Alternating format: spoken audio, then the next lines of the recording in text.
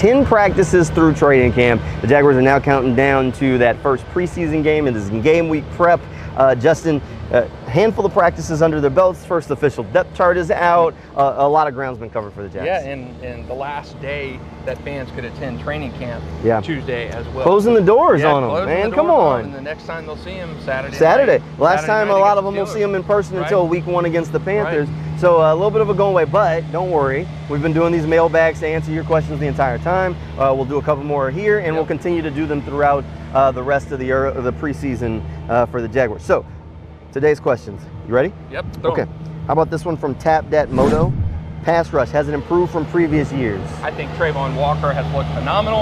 I think Josh Hines has looked phenomenal. So I'm going to say yes, the pass rush looked significantly better, and we still have not seen the full assembly of the defensive line to kind of supplement that, but I think the pass rush has looked phenomenal. I mean, Josh Hines and Trayvon Walker have, they've given the offensive line fix. Poor Walker Little, for having to try and block Josh day in and day out. I mean, my goodness. Pass rush looks good. Yeah, they look great, and we haven't seen, as you mentioned, Mason Smith, Eric Armstead out on the field. I think those are the two, big unknowns. Right. You kind of expect to know what you expect, but you haven't seen it. So I think that's the big one. So it could take another kind of step forward.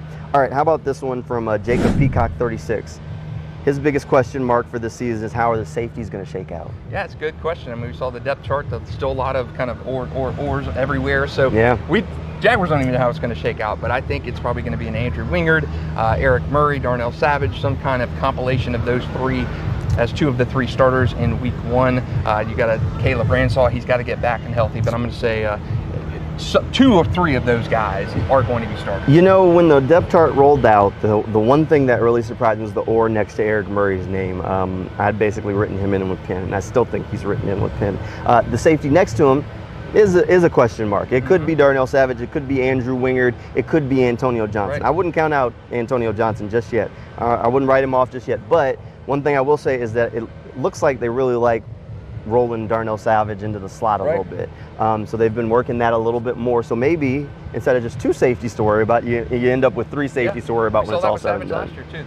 That was the original plan until other things forced a shakeup. And then we still have to wait and see what happens once Caleb Ransaw finally gets healthy. Okay, we hadn't talked about the depth chart yet. Anything jump out to you? Are you concerned about Travis Hunter being a wide receiver 1 and maybe cornerback 3 with an or? Not really. I mean, you figured he would come out of camp being more advanced in one area. He's a starting receiver for the Jaguars right now, and I think he's going to possibly start at some point as the defensive back, maybe a nickel back, but I think he's fine. Doesn't surprise me there. He's a rookie. He's trying to do 2 things, learn 2 positions. No, doesn't surprise me at all. Most of the rookies are buried on the depth chart. I know that kind of caused an uproar out there. I wouldn't lose a wink of sleep over it. Not at all. I think when it's all said and done, I've been pretty steadfast here. I think Travis Hunter is going to be a starter on defense too. All right, you want more Jaguars training camp coverage? The doors are closed. This was the last one for fans that came your way on Tuesday. We got you covered. All you got to do, head over to newsforjax.com, click on the Handy Dandy Sports page. You can also follow us over on Instagram. Look for Sports for Jax. That'll do it for sports.